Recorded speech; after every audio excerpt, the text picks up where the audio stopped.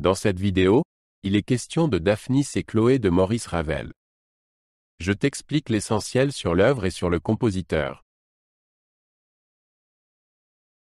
Maurice Ravel est né en France en 1875 et était un compositeur renommé. Il est célèbre pour sa maîtrise de l'orchestration et la finesse de ses sonorités. Ses œuvres comprennent à la fois de la musique pour piano et des œuvres orchestrales. Ravel était un représentant important de l'impressionnisme dans la musique.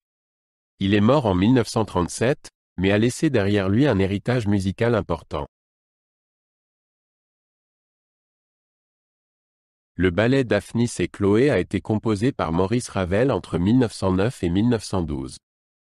Il a été commandé par le célèbre impresario de ballet Sergueï Diaghilev. La première représentation eut lieu à Paris en 1912. Ravel a travaillé en étroite collaboration avec le chorégraphe Michel Fokine. L'œuvre est considérée comme l'une des œuvres majeures de Ravel et du ballet français. L'histoire de Daphnis et Chloé est basée sur un roman grec antique. Elle raconte l'histoire de deux bergers, Daphnis et Chloé, qui tombent amoureux. De nombreux obstacles menacent leur amour. Ils finissent toutefois par se retrouver et se marier. L'histoire est un mélange de romance et d'aventure. Daphnis et Chloé est divisée en 3 parties. Chaque partie raconte une étape importante de l'histoire. Ravel a utilisé de grands orchestres et un chœur pour rendre la musique riche et variée. La musique est connue pour son harmonie complexe et son orchestration innovante. Les 3 parties durent ensemble environ 1 heure. La première représentation de Daphnis et Chloé a eu lieu à Paris en 1912. Le ballet était interprété par les Ballets Russes, une célèbre compagnie de ballet. Les réactions à la première représentation furent mitigées. Certains critiques ont fait l'éloge de la musique, tandis que d'autres l'ont jugée trop moderne. Aujourd'hui, l'œuvre est toutefois reconnue comme un chef-d'œuvre.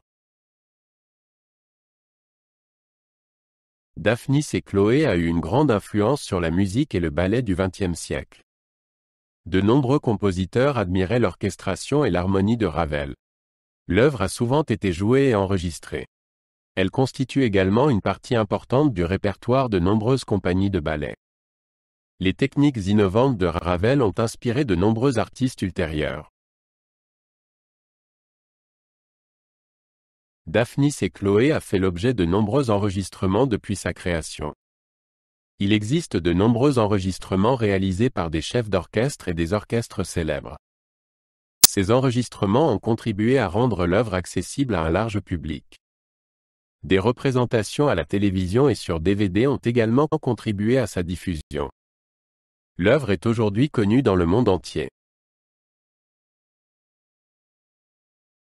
Au fil des années, Daphnis et Chloé a été analysée par de nombreux critiques musicaux. Les avis sur l'œuvre sont presque tous positifs. Les critiques louent la richesse de l'orchestration et la profondeur émotionnelle de la musique. Certains soulignent également la difficulté technique de l'œuvre.